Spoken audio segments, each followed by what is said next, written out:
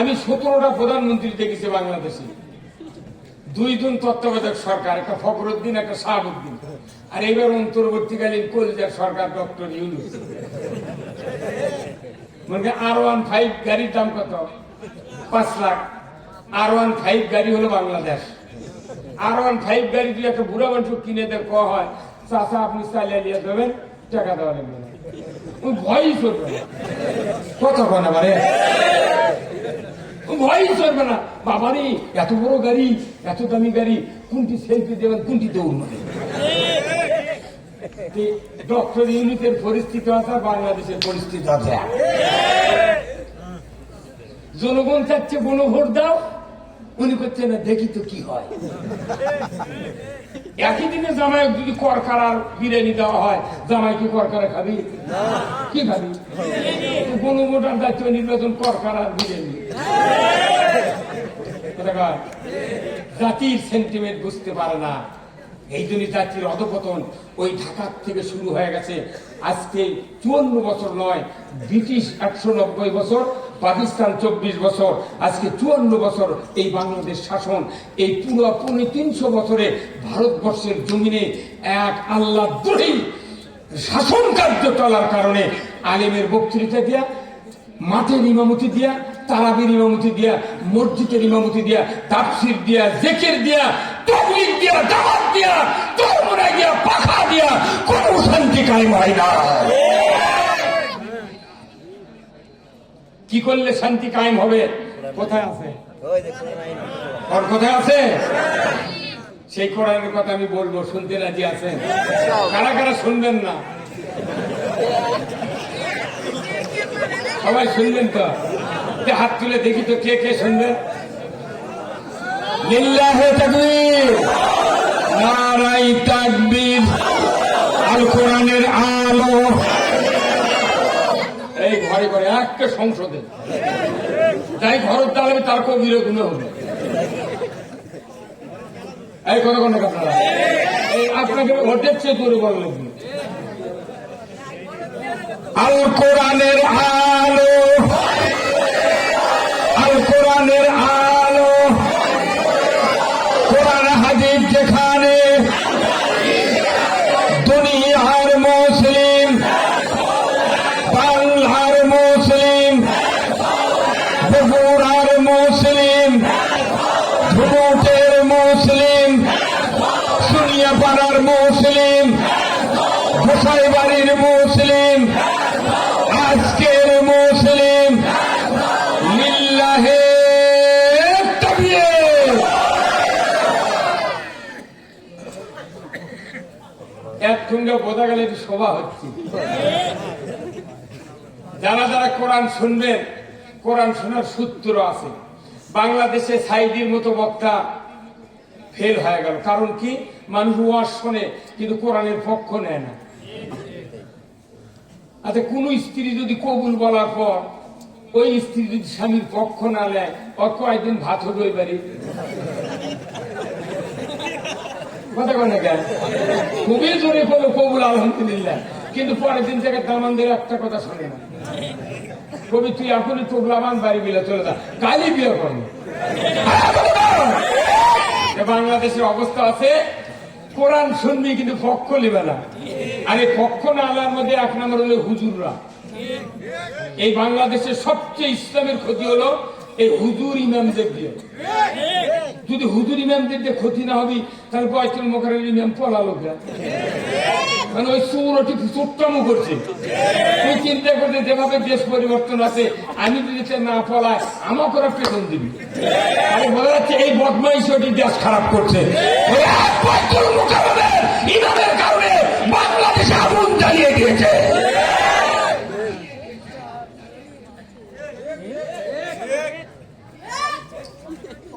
তাহলে আপনার কোরআনের পক্ষ নিতে রাজি আছেন তো? দেখেন, এই বিশ্বকাপের খেলা হয় না, কিছু কিছু যুবক করছে কি, ওর বাপের গাঁও গিঞ্জি নাই, স্ত্রীর ব্লাউজ নাই, 40 ফিট ব্রাজিলের পতাকা টাঙ্গাছে। তাহলে ওই এমন পক্ষ নিতে ওই তুমি করছে পতাকা দাঙ্গাতে, তাহলে পক্ষ নেওয়ার কি একটা আগ্রহ। বাংলাদেশের মানুষ যদি খালি পক্ষ নিত কোরআনের, আজ থেকে 100 বছর আগে দেশে ইসলাম কায়েম হতো। কিন্তু বাংলাদেশের মানুষ পক্ষ নেয়, কাম করে না। কেন পক্ষ নিতে পারেনি? এর কারণ হচ্ছে দুটি, একটা হলো রাষ্ট্রশক্তি আর একটা হলো মৌলবী শক্তি। রাষ্ট্রশক্তি যখন ইসলামের বিরোধিতা করে শুধু ইসলামী গোষ্ঠী দমন করার চেষ্টা করেছে, তখন মৌলবী শক্তি তারা চিন্তা করছে আমরা যদি জোরে জোরে কথা কই তাহলে আমাকে ধরে নিয়ে যাবার ওই জেলে তুলবি, অতএব মরে ওরা মরুক, কথা কথা দেখে না। ফাঁক তালে আমরা বাঁচে দেয়, কিন্তু ফাঁক তালে বাঁচলে কেউ পারলো সব শেষ। এইবার এসে তখন পক্ষ নেওয়া ধরছে, তখন করছে ওরা আবার জান্নাত দিচ্ছে মানুষ। কতক্ষণ জান্নাতের কথা কোরআনে যাতে সেই কথা আমরা বলতেছি, জান্নাত কখন দিন শেষে ওরাই এসে করছে ভোট দিলি জান্নাত। তোরাই তো জান্নাত, আমরা তো জান্নাতের কথা বলি না, আমরা বলি জান্নাতের পথের কথা।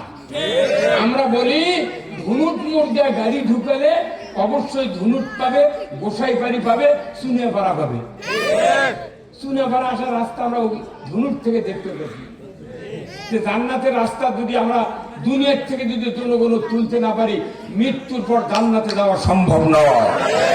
এই জন্য আপনাকে সবাই এই 2 ঘন্টা আপাতত কোরআনের পক্ষ নিতে রাজি আছেন? রাজি আছেন তো? আলহামদুলিল্লাহ। আসুন, এরপরে আমি আপনাদের কথা বলবো যে আজকের এই 2 দিন ব্যাপী তাফসীরুল কোরআন মাহফিলের সম্মানিত সভাপতি, বীর মুক্তিযোদ্ধা শহীদুর রহমান, আমার শ্রদ্ধেয় বড় ভাই, প্রাক্তন সেনা কর্মকর্তা, আল্লাহ ওনাকে হায়াত মূল্য দান করুক বলুন আমিন। একই মুক্তিযোদ্ধা, আমি ভাতা পান একটা ভাই।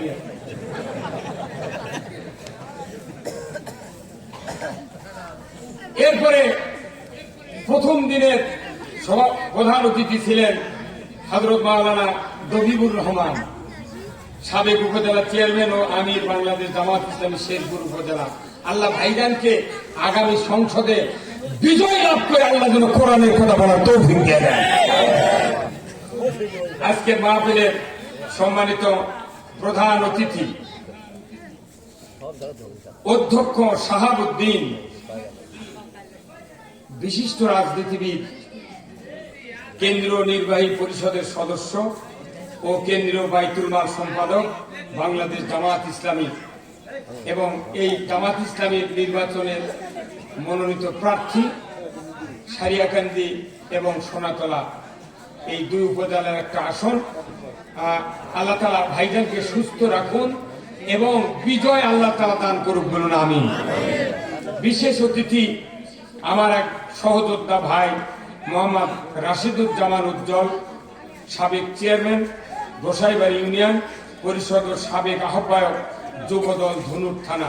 আল্লাহ রাশিদুজ্জামান উজ্জ্বল ভাইকে উমারের মতো যোগ্যতা দান করুক বলুন আমিন। এই ভাই ওইবার একটু দেখেন তাহলে থামান তো, না এই প্যান্ডেল খুলে দেন, কোনো কথা হবে না।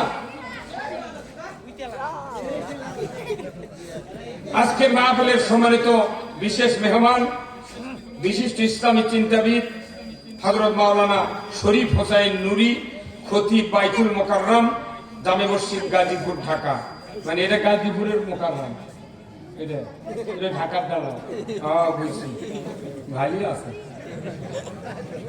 উপস্থিত স্থানীয় ওলামায়ে কেরামগণ, মঞ্চে বসা সুধীবৃন্দ, ডাইনে এবং বামে চেয়ারে বসা বিশেষ মেহমান বৃন্দ, ধনুট উপজেলার বিএনপি জামাত নেতৃবৃন্দ, ইউনিয়ন নেতৃবৃন্দ বিএনপি জামাতের, সম্মানিত মুরব্বিনে কেরাম, হাজী সাহেবগণ, বিভিন্ন মসজিদের ইমাম, মুয়াজ্জিন, মুক্তাদি সহ বিভিন্ন রাজনৈতিক দলের নেতৃবৃন্দ, যুবক ভাইরা, প্রাইমারি, মাদ্রাসা, হাই স্কুল, কলেজের শিক্ষক মহোদয়গণ, ছাত্র ভাইয়েরা, পর্দার অন্তরালে হাজারো মা বোনেরা, কচি কাচারা, ইন্তেজামিয়া কমিটি বর্গ সহ আজকের এই প্রচার মিডিয়ার সম্মানিত মাইকালা এবং ভিডিওম্যান ভাইয়েরা, সবার প্রতি আমার আবার আন্তরিক সালাম।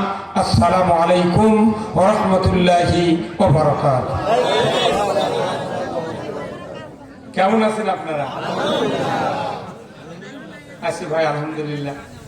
আপনাদের ভাগ্য ভালো, বাংলাদেশের এখনো বহু জেলার লোক যমুনা সেতু দেখেনি, যমুনা নদীও দেখেনি। ওই পঞ্চগড় পাটগ্রাম গেছিলাম, যমুনার নাম শুনেছে, দেখিনি হুজুর।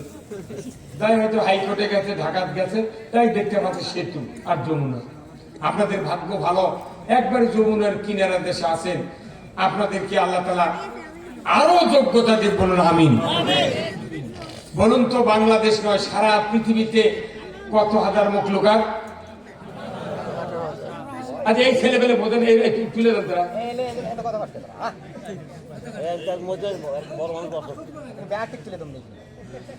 কত হাজার মখলুকাত আল্লাহ সৃষ্টি করেছেন? 18,000। এই 18,000 ভিতরে একটা মাত্র মখলুকাত শুধু আশরাফুল। তারা কারা? মানুষ। কোন আমরা? তারা কারা? সবাই বলেন আমরা। আলহামদুলিল্লাহ। আশরাফুল মখলুকাত মানে কি? ভদ্র মখলুকাত, ভদ্র জাতি। সুবহানাল্লাহ। নামাজ যদি নাও পড়ে, অনেক লোকের ব্যবহার ভালো আছে না ভাই?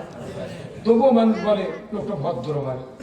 কতক্ষণ নাকি নম্র, ভদ্র, জ্ঞানী, চাহনি, চোখ, হাত, মুখ, হাঁটার কায়দা, বিবেক, বুদ্ধি, জ্ঞান, সব কিছুর দিক দিয়ে মানুষ আশরাফুল মখলুকাত। সে নামাজ পড়লেও ভদ্র, না পড়লেও এটাকে ইন জেনারেল জাতি। তারই ভেতর আরেকটা গুণ হলো যে 18,000 মখলুকাতের ভেতরে একটাই মাত্র জাতি নাক আর কপাল দিয়ে শুধু রবকে সেজদা করতে পারে, অন্য কোন মখলুকাত পারে না। এই দিক দিয়ে মানুষ আশরাফ। শুধু কি তাই? প্রত্যেকটা প্রায় সিএনজি, ট্রাকে, বাসে লেখা আছে যে সর্বোচ্চ আদালত পৃথিবীর কোনটি? মানুষের বিবেক। বিবেক গরুরও আছে। এই যে আজকে ফেসবুকে দেখলাম, কোন টিওনের এক বাসার সামনে একটা কুকুর 8টা বাচ্চা প্রসব করেছে। ওই বাসার কাছের একটা মহিলা 8টা কুকুরের বাচ্চা বস্তা তুলে পানি ফেলে দিচ্ছে। মোটটা বাচ্চা মরে গেছে। মা ঘুরতে ঘুরতে ওই টিওনের বাসার সামনে দা চিৎকার করতেছি, মায়ের কি দয়া! যে মানুষ তোরা মা করলু, সেই মা তোর করতে পড়ে গেল। কতক্ষণ রে! আর কুকুরটা ওই বাসার সামনে চিৎকার করছে। সবাই, এই কুকুরটা তো কারো অন্যায় করে না, 8টা বাচ্চা। সবাই দেখার ইচ্ছা ছিল যে 8টা বাচ্চা হলে কুকুর ঘুরবে, আমরা দেখবো। এক এক বাসার লোক এক এক কুকুরের বাচ্চা গিয়ে আমরা মানুষ করব। অথচ সব বাচ্চা মারে ওখানে ফেলে দিচ্ছে। কুকুর ঘুরতে ঘুরতে পাগল হয়ে গেছে। মায়ের কি দয়া! এই কুকুর রোনাজারি করছে মানবতার সর্বশেষ দিনে বাংলাদেশ চলে গিয়েছে। আমার জীবনেও শুনিনি যে কুকুরের বাচ্চা বস্তাত করে কেউ মেরে ফেলে দিয়েছে কোথাও। বরঞ্চ কুকুর, মানুষ খায় গোস্ত, কুকুর খায় হাড্ডি। সেই হাড্ডি তাও কি সারা রাত হাতছাড়ির ভেতর থাকে, সকালে ফেলে দেয়। ওই ভিজে হাড্ডির তেল নেই, তরকারি নেই, কিচ্ছু নেই, গোস্ত নাই, ওটাই কামড়ে কামড়ে খায় মালিকের দরজা শুয়ে থাকে। মানুষ কত নির্দয় হয়ে গেছে। মানুষ বুঝতে পারছে যে নির্দয়, এই যে কুকুরে বাচ্চা মারলে এটা তেমন নির্দয় আমি হবো না। কারণ নির্দয় মানুষ তো তারাই যারা আয়না ঘরের থেকে গুম করেছে, শিখেছে রে পাগল।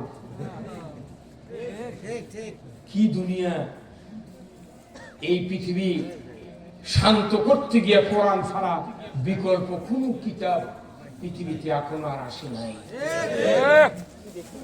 তাহলে এই ভদ্র মখলুকাত ইন জেনারেল ভদ্র। নামাজ পড়লেও ভদ্র, রোজা না করলেও ভদ্র। অনেক মানুষ আছে নামাজি মানুষ, কিন্তু ব্যবহার কর, তার কাছে মানুষই দেয় না। কি ভদ্র হলো? তাহলে সবাই আমরা ভদ্র মানুষ জাতিতে। এদেরকে আল্লাহ বলছেন ভদ্র হলে জান্নাতে দেওয়া যাবে না, ভদ্র হলে দুইটা গুণ থাকতে হবে। সেই দুই গুণের সাথে ভদ্রতা যদি তুমি বজায় রাখতে পারো, কিয়ামতের দিন তোমার নেকির পাল্লা আল্লাহ ভারী করে দেবে। দুটা শর্ত দিলে আপনি উৎকৃষ্ট কোন সুবহানাল্লাহ। আল্লাহ কোরআনে বলছেন, ইন্নাল্লাযীনা আমানু ওয়া আমিলুস সালিহাতি ওয়া উলাইকা হুম খায়রুল বারিয়া। নিশ্চয় মানুষগুলির জন্য দুইটি শর্ত আমি নাজিল করে দিলাম। যদি তোমরা দুইটা শর্ত যদি ব্যক্তিগত জীবনে পালন করতে পারো, আমি আল্লাহ তোমাদেরকে উৎকৃষ্ট মানে উন্নত করব। ভদ্র থেকে ক্লাস ওয়ানে ওঠা যায়, যারা ওয়ানে পড়ে না তারপর পেলে পেলে মানে কিন্তু দৌড়, পেলে মানে খেলাধুলা করে, তাই না? আমরা কোন বাংলাদেশে খেলাধুলা করছি, উৎকৃষ্ট এখনো হই নাই। উৎকৃষ্ট হতে গেলে দুইটি শর্ত পূরণ করতে হবে। কার কথা? শিক্ষার কে বলেন কার কথা? ঈমান এক নাম্বার, দুই নাম্বার হলো ভালো কাজ। এই দুটা শর্ত যারা পূরণ করবে, আমার আল্লাহ বলেছেন তুমি উৎকৃষ্ট। কিন্তু বাংলাদেশের মানুষের ঈমান আছে কিন্তু ভালো কাজ নাই। আবার ঈমান যে আছে, এই ঈমানের আল্লাহর কাছে সারানার দাম নাই। বক্তারও ঈমান নাই, তবলিগের আমিরের ঈমান নাই, মসজিদের ইমামেরও ঈমান নাই। কারণ ঈমান আনতে গেলে আরেকটি শর্ত পূরণ করতে হবে।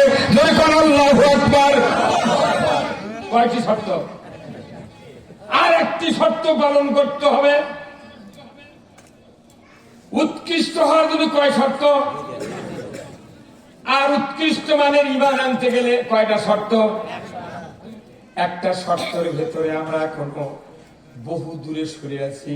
এই শর্ত পূরণ না হওয়া পর্যন্ত পৃথিবীর জমিনে কোনদিন কোন নবী রাসূল, কোন শাসক দুনিয়াতে শান্তি কায়েম করতে পারে নাই। আবার আল্লাহ বলেছেন, ফামান ইয়াকফুর বিত্তাগুত ওয়া ইউমিন বিল্লাহ। আগে তাগুতকে অস্বীকার করো, তারপরে তোমরা ঈমান আনো। আমি এই দিক থেকে কথা আমার দিক থেকে শোনা লিখবি। আমি টুক না মনোদুগলা চোখ পাকে থেকে ওরা বুঝবিতে এই লোকটা শুনিচ্ছে। নেতা হোক খাতা হোক কোন খাতির নাই। কোরআন শুনতে গেলে রাসূল বলছেন, সিহারা কান চোখ দিয়ে কথা শুনতে হবে। কেউ যদি ফিডব্যাক রিপ্লাই না দেয়, বুঝবেন আর অন্তর ব্যারাম আছে। আপনি বল খেলা দেখবেন না, খালি আমার মনে মনে পক করেছে, তাই কি করছেন গোলে। কারণ কি, কখন গোলে কর? যখন ওই টিমের পক্ষ আপনি নেন, সেটা আপনার টিমের পক্ষে তখন বল আসে, তখন কি কেউ ভুলেও গোলে পায়? তখন কোচ দেখলে আগে ওই দিন বাংলাদেশ পক্ষ নেয় না দেখে আমাকে কোয়া লাগে যখন ছোঁয়া না। আর পক্ষ নিলে ডাবের পানি যেরকম চাপত থাকে, কাটতে কাটতে এক পর্যায়ে ফাটে যায় না, ডাবের পানির চাপ থাকে। বাংলাদেশের ইমানদারের ইমান শুকিয়ে দিয়েছে। এই গত 54 বছর সরকারগুলি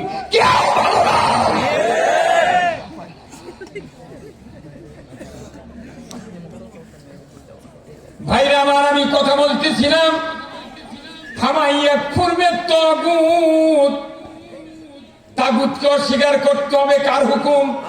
এই দুর্গের কার হুকুম? তাগুত অস্বীকার করা, অবিশ্বাস করা ফরজ। তাগুত প্রত্যাখ্যান করা ফরজ।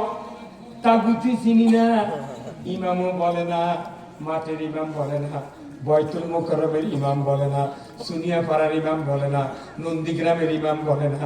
তাগুতের কথা মুখে কোনোদিন কেউ নেয় না, অথচ কয়েক জেকের করো লা ইলাহা ইল্লাল্লাহ। রুমাল নামান তো আপনি, রুমাল নামান তো আপনি মুখ বার করেন, মুখ বার করেন। কেউ উমেরের মধ্যে চিপাটানে বিপক্ষে থাকে। কোথায় মুসলমান? তাগুতকে অস্বীকার করতে হবে। বলুন তো দাঁড়িয়ে রাখা কি? তুমি বাদ দাও, পাগড়ি দেওয়া সুন্নাত। গত শুক্রবারে মসজিদে যারা ইমামতি করেছেন, বাইতুল মুকাররম থেকে শুরু করে গোসাইবাড়ির এই সুনিয়াপাড়া মসজিদের ইমাম পর্যন্ত টুপি মাথায় দিয়েছেন, দাড়ি রেখেছেন, পাগড়ি মাথায় দিয়েছেন। কথা ঠিক কিনা? আগামী শুক্রবারে যদি ও ইমাম দাড়ি কাটে আসে, পাগড়ি খুলে আসে, বাড়ির টুপি রাখে আসে, মসজিদে ঢুকে যদি মেহরাবে দ্বারা মুসল্লির দিক হয়, যদি সালাম দেয়া খাড়া হয়, ওই মসজিদে আওয়ামী লীগ, বিএনপি, জাতীয় পার্টি, জাসদ, সুজারু, মাদারু, তবলিগ, জামাত, চরমনায়, হাত পাকা, হেফাজত, যত কিসিমের মানুষ আছে সমস্ত মানুষ দাঁড়িয়ে যাবে 1 সেকেন্ডের ভেতরে। কথা ঠিক কিনা? হুজুর কি কারবা? গত শুক্রে দাঁড়িয়ে ছিল, আমি কি রে আপনার খবর না?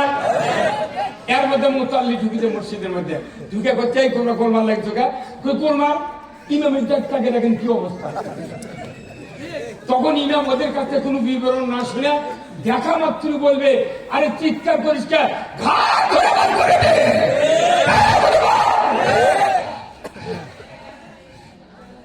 দাঁড়িয়ে রাখা সুন্নাত, পাগড়ি দেওয়া সুন্নাত, টুপি দেওয়া সুন্নাত।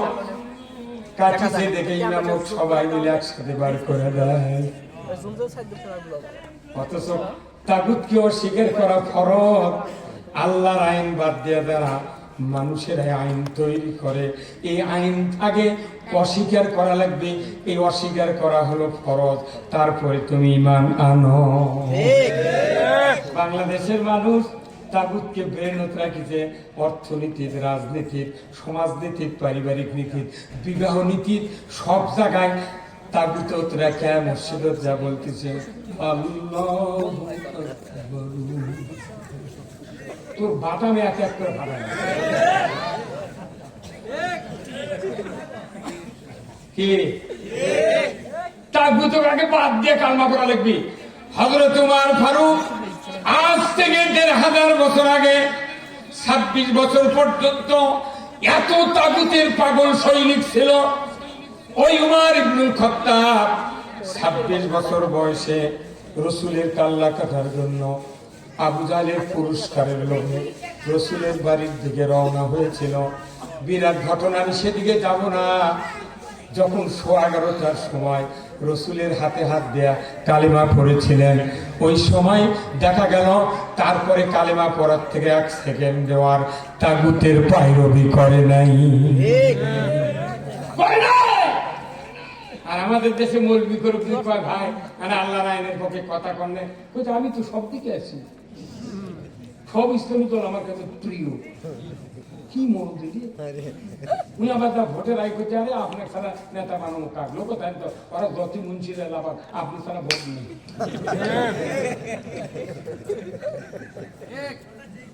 হ্যাঁ, আরে 110% ঠিক। আমি কোনো গতানুগতিক বক্তৃতা দিই না, পড়াশোনা করে একটা বক্তৃতা দিই। হই হই বক্তৃতা গুলো মেলা হয়ে গেছে।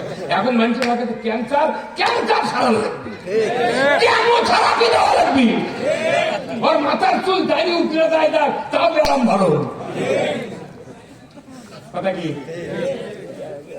তাহলে তাগুতকে অস্বীকার করতে হবে। কার হুকুম? এরা নফল না, সুন্নত না, ফরজ?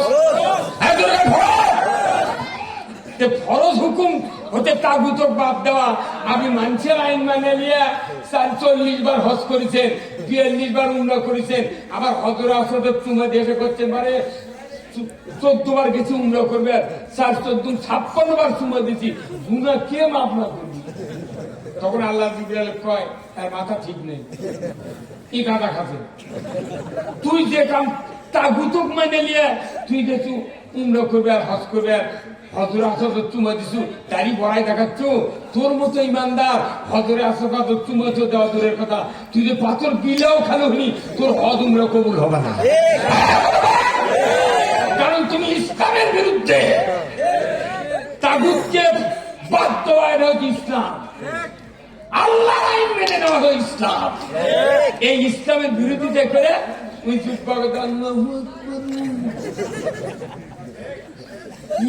কি হাকিকত দেখাচ্ছেন। আল্লাহ কোরআনে বলছেন ইন্নাদ-দীনা ইনদাল্লাহিল ইসলাম, নিশ্চয় ইসলাম নামক জীবন ব্যবস্থা আমি আল্লাহ আমার কাছে প্রিয়। এই প্রিয় জীবন ব্যবস্থা বান্দা তোমার কাছে আমি নাযিল করেছি। তুমি যদি এই জীবন ব্যবস্থা মেনে নিয়া সমাজে যদি বসবাস করতে পারো, তোমার দুনিয়াতে শান্তি হবে, আখিরাতে মুক্তি হবে। কোনো ফেরেশতা মানুষ তোমাকে জান্নাতের পথে বাধা দিবে না। আগে ইসলামকে মেনে নিতে হবে, কিন্তু আমাদের ইসলামকে মানে নেইনি। এখন ইসলামের দফা হলো স্যার, ইসলামের দফা কয় স্যার, আর এই দেশ কত দফা? এটা 18, 19, 6 হতে 43 দফা চলে গেছে। আবার দল খুঁজতে খুঁজতে 244টা দল হতে, তাও ইসলামী দল চোখে পড়ে না। কথা বলে রে, 5ই আগস্ট হতে দেশ স্বাধীন, এই 8টা ইসলামী দলকে একত্র করতে আমাকে কয়েক টন তেল চলে গেছে। জায়গায় একটা পুকুর নেই আপনাকে দিই, পুকুর হচ্ছে সুতি পানা, সুতি পানা বোঝে, ছোট ছোট পানা।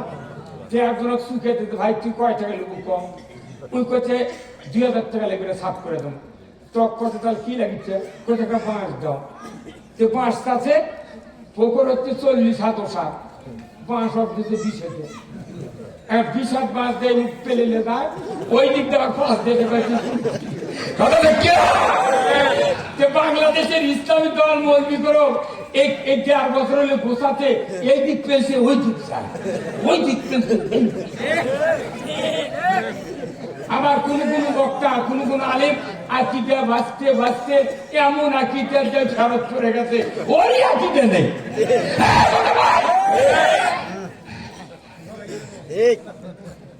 কি মোর গেছে পুরে রে, কি কাম করবি ব্যাপার হলে? তাহলে ইসলাম নামক জীবন ব্যবস্থা কার কাছে প্রিয়? 100% গোল্ডেন পেনের সিগনেচার দেব।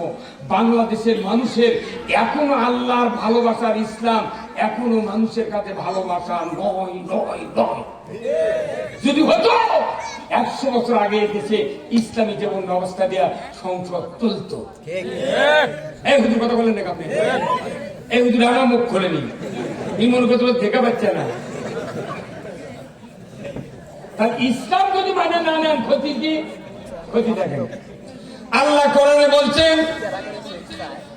সর্বশেষ আয়াত, আরাফাতের ময়দানে রাসূলের বিদায় হজের ভাষণের দিনে সর্বশেষ আয়াত আল্লাহ তাআলা জিবরাইলের মাধ্যমে রাসূলকে নাযিল করে দিয়ে বললেন, জিবরাইল যাও আমার হাবিবকে শেষবারের মতো একটা আয়াত দিয়ে আসো, এরপরে আর কোনদিন কোরআনের কোন কথা জমিনে আর নাযিল করা হবে না। একবার স্টপ। জিবরাইল সালাম চলে আসলেন, লৌহে মাহফুজ থেকে আয়াত আনলেন, আল-ইয়াউমা আকমালতু লাকুম দীনাকুম ওয়া আতমামতু আলাইকুম নি'মাতি ওয়া রাদিতু লাকুমুল ইসলাম দীনা। আজ থেকে ইসলামকে পরিপূর্ণ করে দিলাম। আপনার জন্য ব্যক্তি, পরিবার, সমাজ, রাষ্ট্র, অর্থনীতি, সমাজনীতি, রাজনীতি, জীবনের অর্থ ব্যবস্থা, বিবাহ শাদী, উমরা, হজ, কুরবানি, যা জীবনে আপনি দরকার, স্ত্রীর নাকের ফুল থেকে শুরু করে সংসার পর্যন্ত যা দরকার আমি আল্লাহ নাযিল করে দিলাম। যেরকম আল্লাহু আকবার। কারো কাছে ভিক্ষা করা লাগবে না। এই কোরআন বাংলাদেশে থাকলেও আমরা করছি, মুদিক করছি, দাদা তুই কিছু আইন দাও। মুদির আইন দিয়ে দেশ চলে, ব্রিটিশের আইন দিয়ে দেশ চলে, আর আল্লাহর আইনের কথা হলি জেলত তোলে। আল্লাহর বান্দা আল্লাহর আইনের কোন অমুসলিম, কোন ইহুদি, কোন নাসারা, কোন সাঁওতাল, কোন আদিবাসী কেউ কোরআনের আইনের বিরোধিতা করেনি। আমার এই জীবনে আমি দেখেছি। বিরোধিতা করে কে? ওই খাতনা করার লোক।